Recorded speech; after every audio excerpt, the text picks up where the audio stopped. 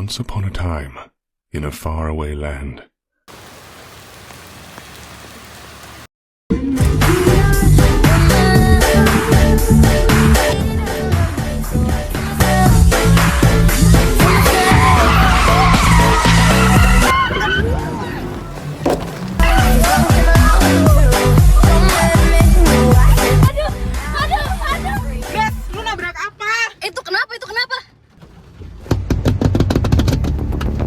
Berani-beraninya kalian nabrak kita.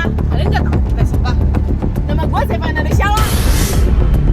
Gue Siva Nurhalifa. Gue Nazia Siti Azra. Nih kenalin teman-teman gue. Gue Tria Sagra. Gue Valori Belsa. Gue Nasha Cita. A young prince lived in a shining castle. Hai guys.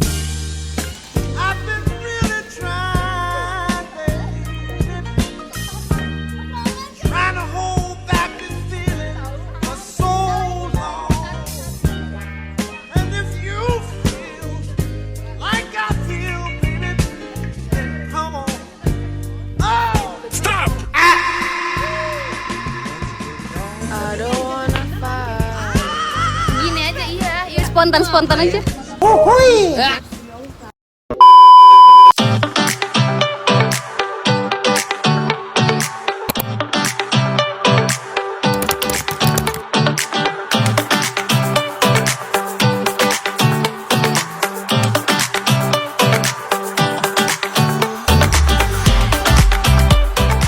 Beberapa ciri utama kebijakan ekonomi Orba antara lain, pemerintah Orba berusaha menstabilkan perekonomian pasca krisis moneter 1965 dengan mengendalikan inflasi, mengurangi ketergantungan pada impor, serta memperkenalkan kebijakan yang mendukung investasi asing. Yang kedua, Orba menekankan pentingnya pertumbuhan ekonomi yang tinggi dengan prioritas pada sektor industri, ekspor, dan pembangunan infrastruktur. Yang ketiga, Orba juga berfokus pada pemanfaatan dan eksploitasi SDA, termasuk minyak dan gas, untuk memperkuat perekonomian Indonesia. Pemerintah Orba memberikan peluang besar bagi swasta dan investor asing untuk terlibat dalam perekonomian Indonesia, bahkan dalam sektor-sektor yang sebelumnya dikelola negara. Berikut adalah beberapa ciri kebijakan politik pada masa Orba. Yang pertama, pemerintahan sentralistik. Presiden Soeharto menguasai kekuasaan secara mutlak dengan sedikit ruang untuk oposisi. Pemerintahan berada di tangan eksekutif dengan kontrol yang sangat kuat terhadap legislatif dan yudikatif. Yang kedua, pembangunan politik stabilitas. Pemerintah Orba fokus pada stabilitas politik dengan berbagai kebijakan yang membatasi kebebasan berpendapat, kebebasan pers, dan aktivitas politik yang dianggap mengancam kestabilan negara. Ketiga, manipulasi partai politik. Pada masa ini, Orba memperkenalkan sistem duifungsi ABRI, di mana ABRI terlibat langsung dalam politik dan pemerintahan, baik di lembaga legislatif maupun di pemerintahan daerah. Keempat, pengendalian media. Pemerintah Orba mengendalikan media untuk memastikan bahwa informasi yang disebarkan sesuai dengan kebijakan pemerintah dan tidak menyebarkan ide-ide yang berlawanan dengan kekuasaan.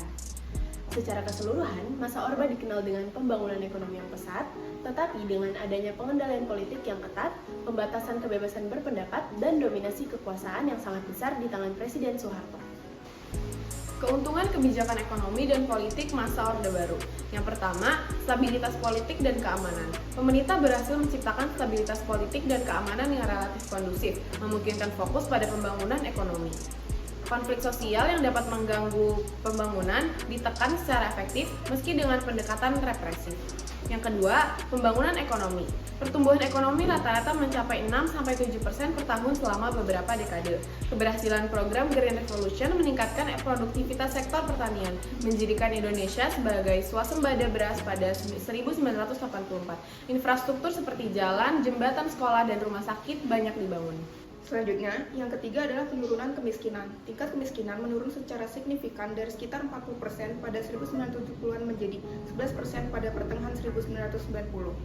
Program-program kesejahteraan seperti transmigrasi dan kredit usaha kecil diperkenalkan.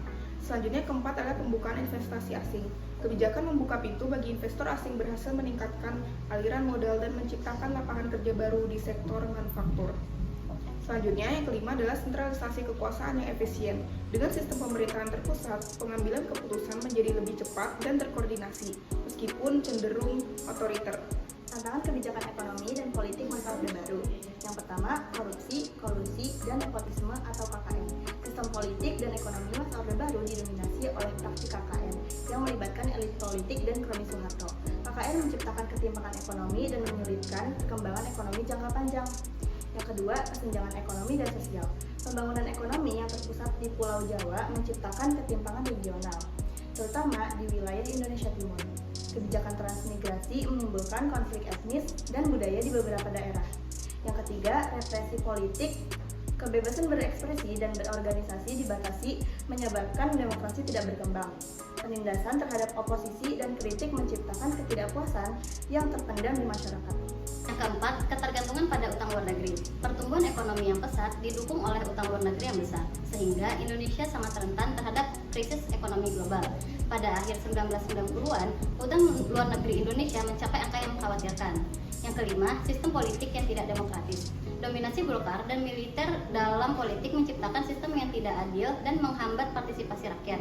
Pemilu hanya untuk formalitas melegitimasi kekuasaan. Yang keenam, krisis ekonomi 1997 sampai 1998. Ketergantungan pada investasi asing, lemahnya fondasi ekonomi menyebabkan Indonesia mengalami krisis parah. Nilai tukar rupiah anjlok, inflasi melonjak, dan angka pengangguran meningkat drastis. Yang keenam, konflik di daerah. Sentralisasi kekuasaan mengabaikan aspirasi daerah, menyebabkan ketegangan di wilayah seperti Aceh, Papua, dan Timur Timur. Pendekatan militeristik terhadap konflik sering menimbulkan pelanggaran HAM. Thank you everyone! Thank you Elmore! Go!